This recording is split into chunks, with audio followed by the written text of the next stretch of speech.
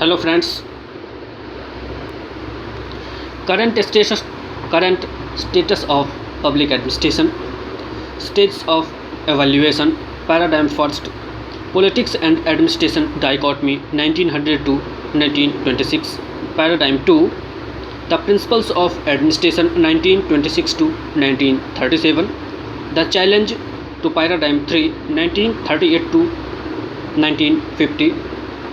Paradigm 3. Public Administration as a Political Science 1950 to 1970.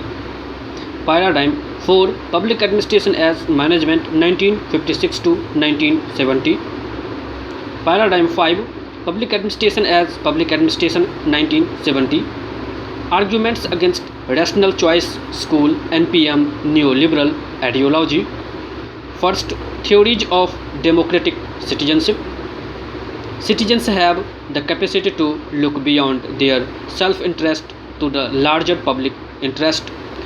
Therefore, a broader and long-term perspective needs to be adopted that requires bonding with community and knowledge of civic affairs, which the neoliberal ideology likes. Public spirit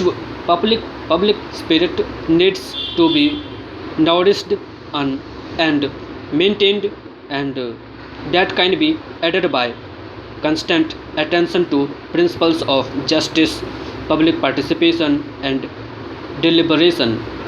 It suggests a balancing of both kinds of interests as an ideal in democratic society. It also advocates restoration of view of citizenship based on civil interest that self-interest. Second, models of community and civil society. Citizens felt great frustration and anger that they had been pushed out of the political system by a professional political class of powerful lobbyists, incumbent politicians, campaign managers, and a media elite. They saw the system as one in which votes no longer made a difference. They saw a system with its doors closed to the average citizen. As a consequence, citizens felt alienated and detached. Where strong networks of citizen interaction and high levels of social trust and cohesion among citizens exist, public administrators can count on these existing stock of social capital to build even stronger networks to open new avenues for dialogue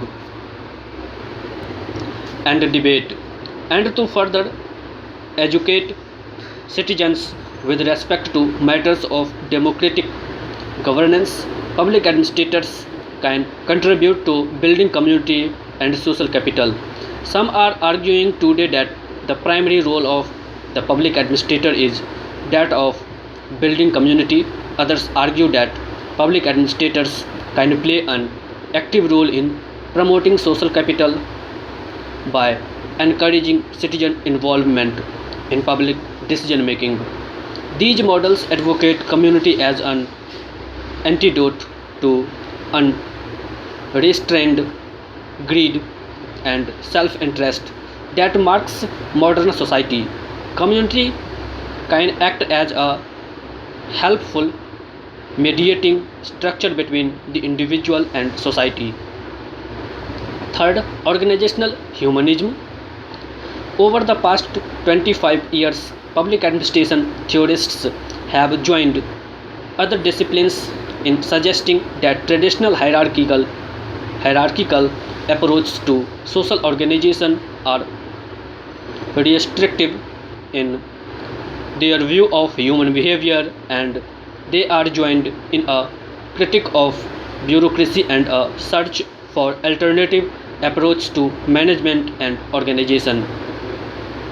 Collectively, these approaches have sought to fashion public organizations less dominated by usage of authority and control and more alternative attention to the needs and concerns of internal and external consequences.